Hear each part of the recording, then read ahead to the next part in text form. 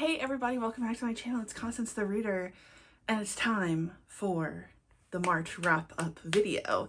So it's a beautiful day in Virginia, so I'm sorry if you end up hearing a yard work noise in the background. Everybody's taking advantage of the nice weather, and it's okay.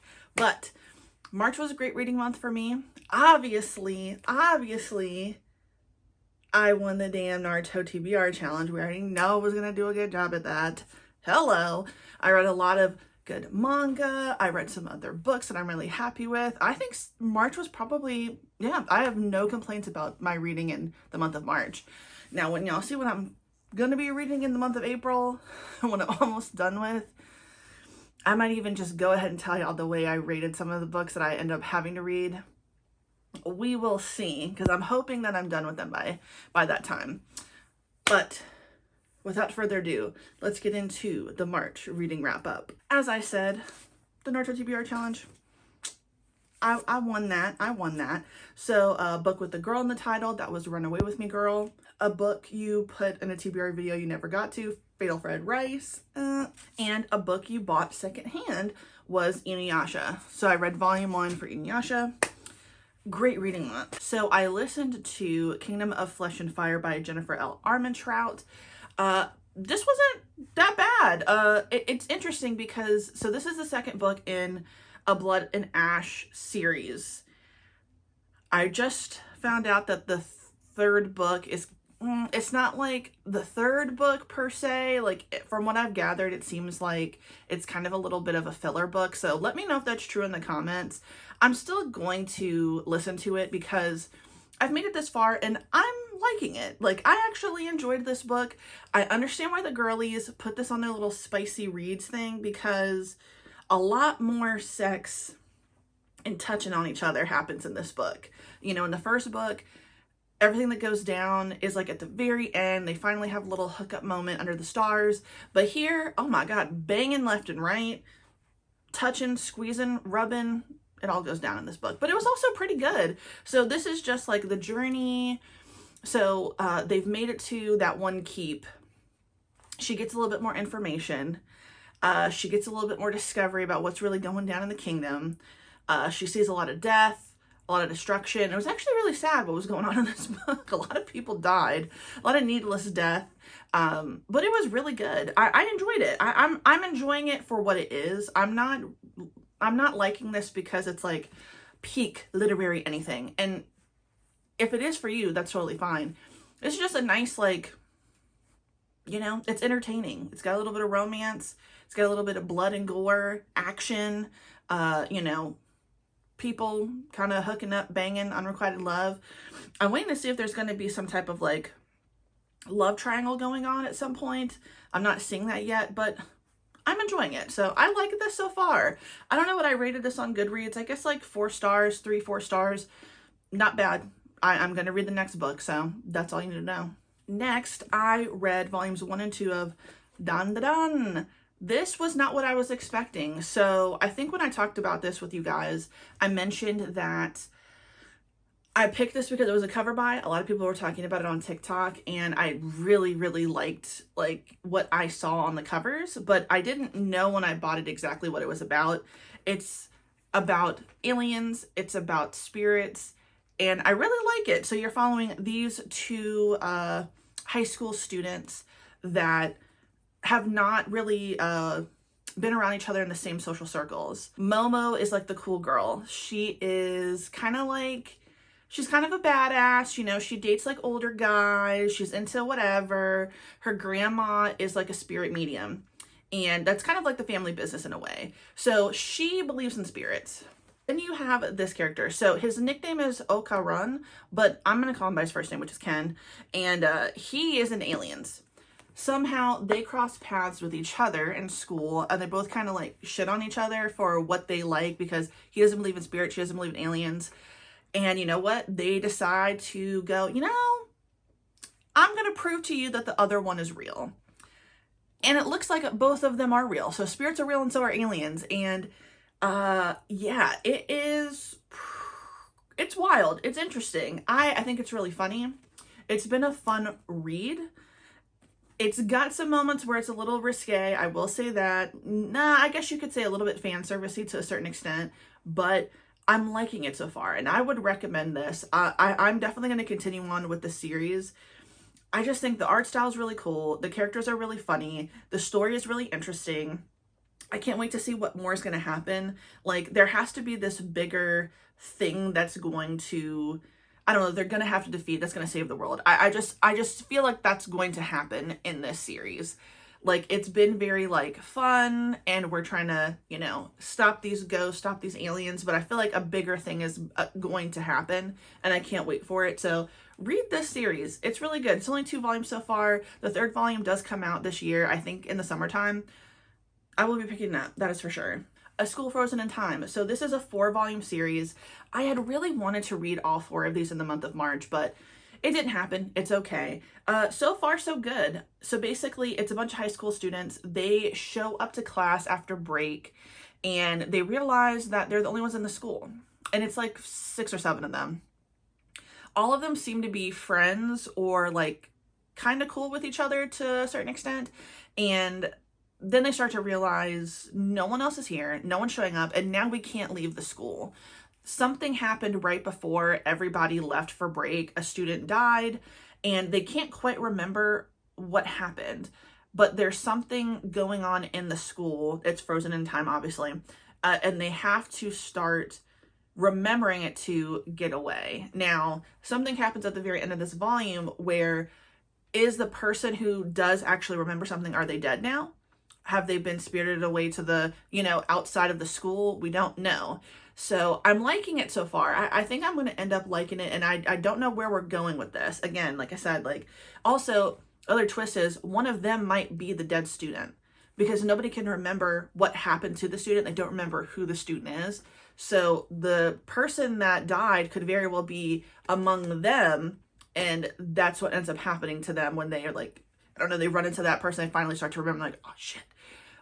It's interesting. So I can't wait to finish this series. I really do want to finish this in April. I have 3 volumes left. That should be easy. So I say now. But so far so good. Run Away With Me, Girl. Wow. So obviously beautiful cover. I knew that this was going to be a beautiful art style, but I didn't quite know what we were going with this. And it was really interesting, but also very sad.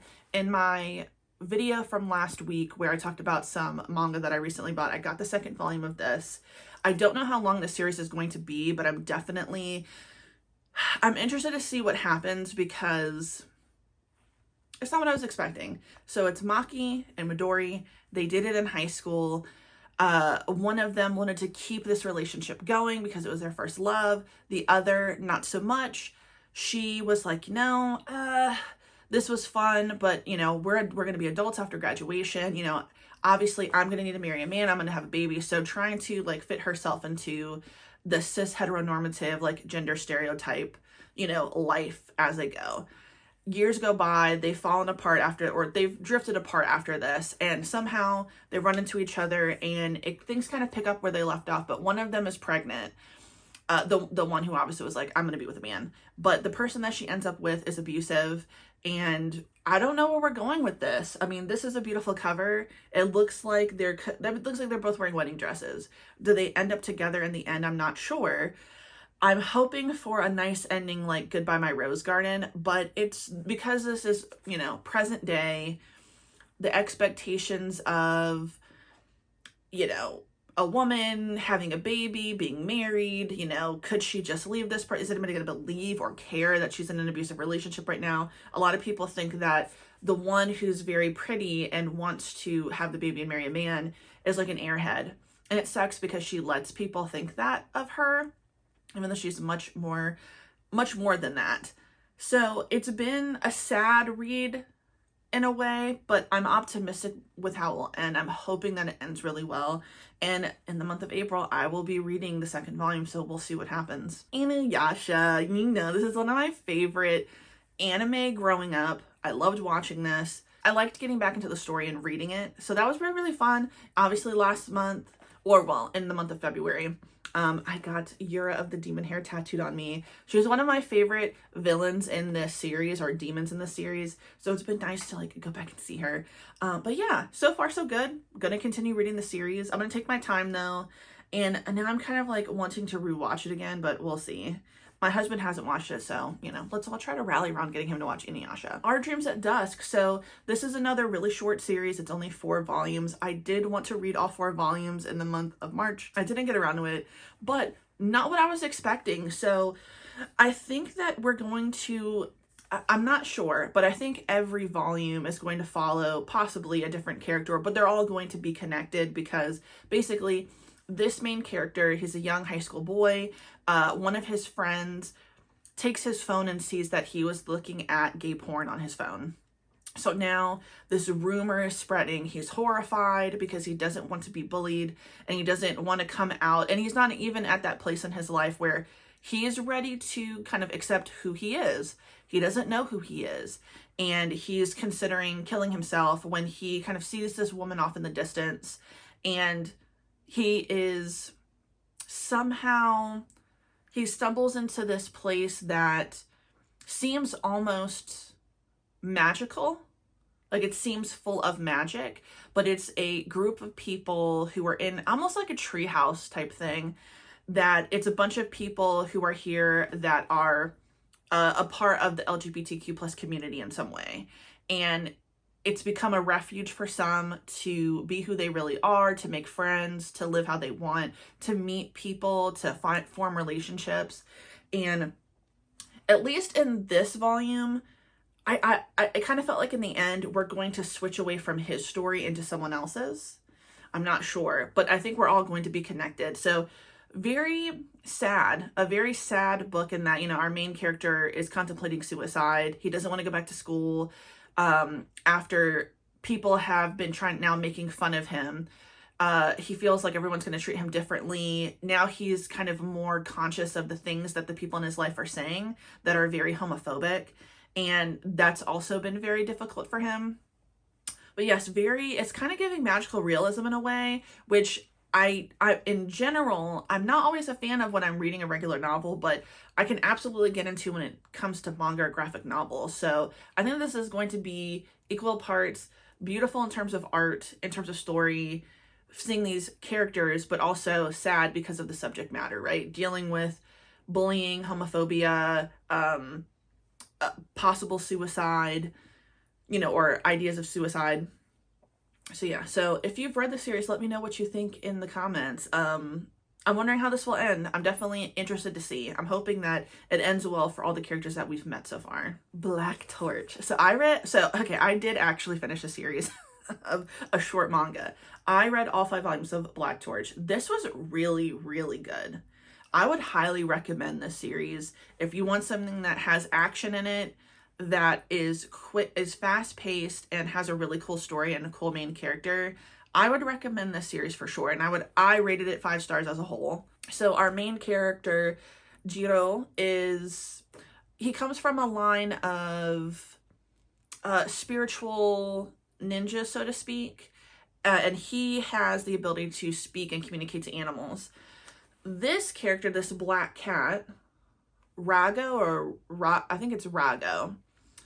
Rago is a Mononoke. So he's kind of like a spirit. And in this world, Mononoke can coexist with humans, but at this, you know, present day time, there is not they're not coexisting in a way where it's a good harmonious thing. It's for the people that know about Mononoke, it's usually to destroy them because they can possibly be, you know, monsters, but then let's be honest, humans have then attacked Mononoke, so it's one of those who's really bad here, right?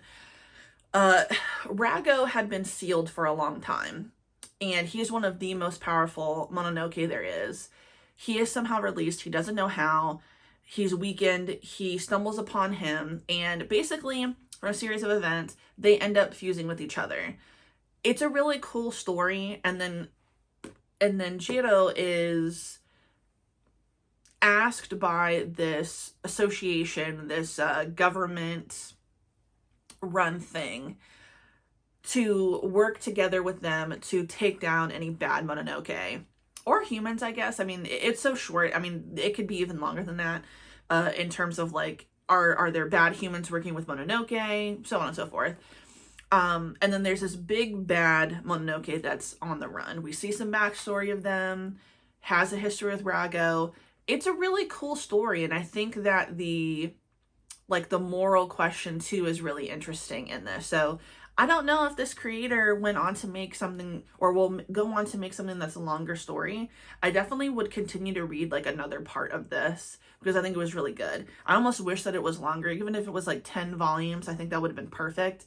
But ultimately, I rate it 5 stars. Next, I read Fatal Fried Rice by Vivian Chen. This is book number 7 in the Noodle Shop Mystery. This was really good. I don't remember what I rated this on Goodreads, but I would rate this pretty high, probably like 4.5 stars. This is kind of nice because now we're kind of getting away from murders happening within the small like community of restaurants and shops that we met Lana in, you know what I mean? So basically, she decides that she wants to take a cooking class because Lana can't cook, and it really upsets her that her sister can like kind of use that and tease her about it. But of course, the instructor dies. Lana's there. She's kind of implicated possibly in this murder, but you know she's got to make sure that she shows that she is innocent no matter what. She does a good job. I thought it continues to be funny. I love Kimmy. She's one of my favorite characters in the series. I feel like she's unlikable in the beginning, but you do see that like Kimmy's not that bad. Kimmy's actually really fucking hilarious. Her and Megan are working together. You don't see so much about her boyfriend in this one, which I actually like because I don't really like her detective boyfriend. Not like he's a piece of crap or anything. I just don't care that he's in the book. But yeah, this was really good. Very interesting. Didn't see that coming. And I think that the one thing I do like about this cozy mystery series is it's really hard for me to figure out who it is. I think so far the only time I've really figured out is twice, where I had a pretty good idea who it was. She's making it much harder for me to figure out who it is, and I like that because I feel like it's done in a way that's not like, how could that have ever been that person? She's doing the damn thing with this one. I like it. I like it. So I would highly recommend the series. Sakamoto Days. So I actually read volumes 3, 4, 5, and 6. I read 4 volumes in the month of March. Still a really good series. I'm really liking this series so freaking much. It's really funny. I like the art style. I like the characters. I still am kind of annoyed with the like running joke about Sakamoto being fat and flubby. And, you know, oh, how's he doing that? Like, he is a killer, y'all. Let it go. But the story now that's getting underway is really, really interesting. It was already really cool in the beginning where these assassins are trying to come after Sakamoto because, hey, you can't just leave the gang, okay? You can't just decide that you want to have a family. I don't know. I guess you have to die. You can't just possibly do that.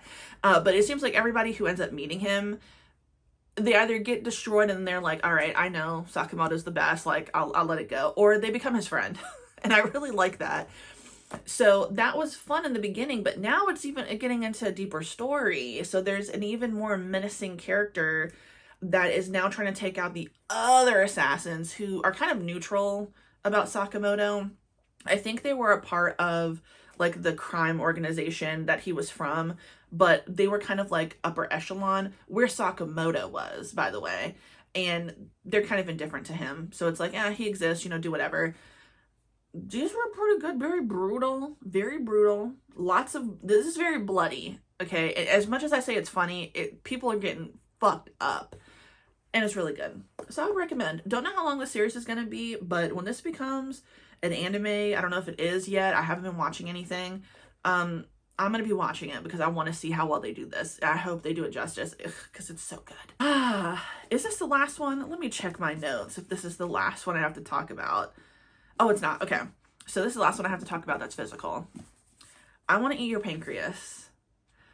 Everybody told me that this was sad. I knew that going into this series that this is a sad book and that it's a sad anime or movie. I'm not sure which one, but everybody told me this was sad.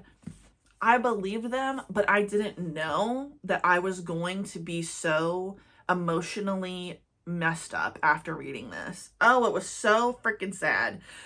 I read this on a vlog, cried, didn't think that I was going to cry on a video. So freaking good. So you're following Sakura, and then this guy right here. Now, you don't know his name until the very end of the book, right? He is the only person that she has told, or that found out her secret that she's dying. Basically, she has pancreatic cancer, and she is a very lovable person within her school. She's popular, she's pretty, everybody likes her. He, on the other hand, is very quiet. He's very reserved.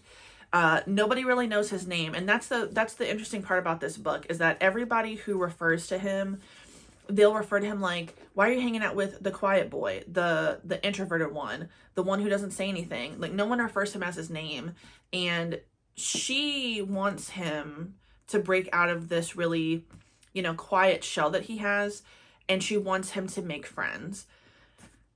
You would think you know how this is going to end, and it did not end that way, which made it that much more brutal to read. It was so sad, and even in the end, when it's still really sad, it's also like, oh man, I'm so glad that that happened. It's still really sad. This messed me up. I don't know. This was a lot, man. This really hurt. This hurt to read. I would still recommend it though, because sometimes you have to cry. That's just me. Sometimes you have to cry.